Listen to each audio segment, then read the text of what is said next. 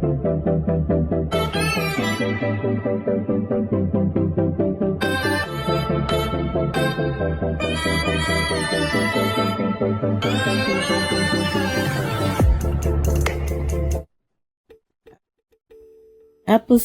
98. So Naomi is having lunch with the homeless woman June at Auntie Jean's. And I felt so bad when June tried to pay for their lunch with Monopoly money. It just goes to show how ugly mental illness is. And unfortunately, you can tell she's not dealing with reality, so to say. And I mean, this is another issue that the writers are tackling that I'm glad they are tackling, because mental illness, especially in the Black community, is prevalent. And so it needs to be talked about. So Haley comes in and June leaves, and Haley asks Naomi, like, what's going on with her dad, and did her dad murder someone? And Naomi's looking at her like, what the hell are you talking about?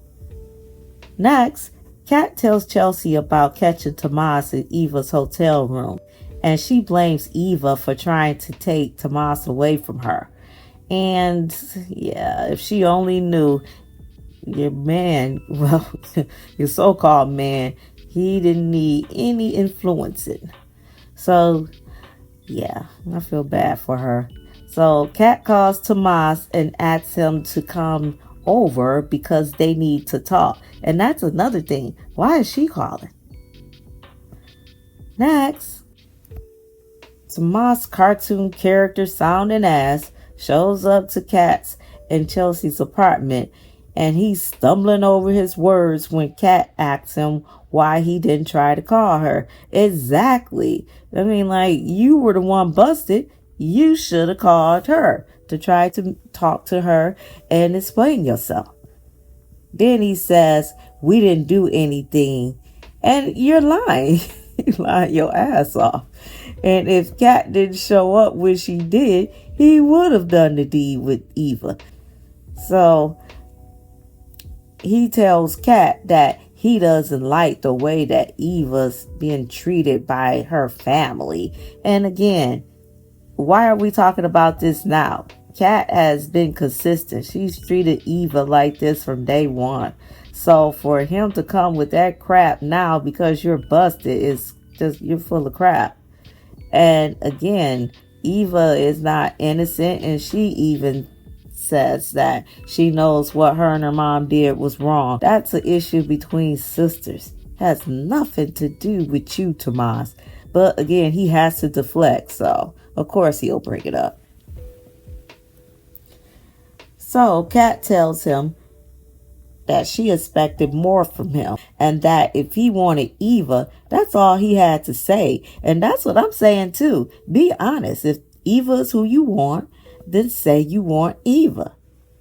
So his lying ass tells her that he only wants friendship from Eva. But, he forgot to include sex as well. So Kat goes on to let him know that he was the one who ran out the apartment when she was trying to be intimate with him. And then he stands 10 toes down in his lie about nothing happening between him and Eva. He didn't even tell Kat that he was making out with Eva, or that he walked out of Auntie Jean's hand in hand with Eva. I'll tell you, he is so slick. Then he tells her he's not sure if she was trying to get back at Eva or if she really wanted to pursue something with him. Well, if that was the case, why did it take you to say this now? Oh, I know, because you got busted. Next, Haley tells Naomi about Nicole barging into her and Bill's home, accusing him of being a murderer. And Naomi looks shocked. So she asks Haley, has she asked her dad about Nicole's accusation? And Haley tells her that he's avoiding her. And Naomi's looking at her like, okay, what the hell that got to do with me? Next, Tyrell asks Nicole, is he and Samantha getting the full story about what happened 2 years ago with Martin? And he says that Jacob showed up the night Smitty kicked Martin out, asking Smitty questions about the body in the park. So he and Samantha are suspicious, and they know that something's not right and that they're not getting the full story. And of course, they're teenagers. They're not little kids. They ain't stupid. Next, Tomas tells Kat that she was always talking about Eva and Leslie whenever they got together. And yeah, she was. But again, timing. Why now? So Kat begins to soften up and tell him that she knows she's spent too much time talking about Eva and her mama.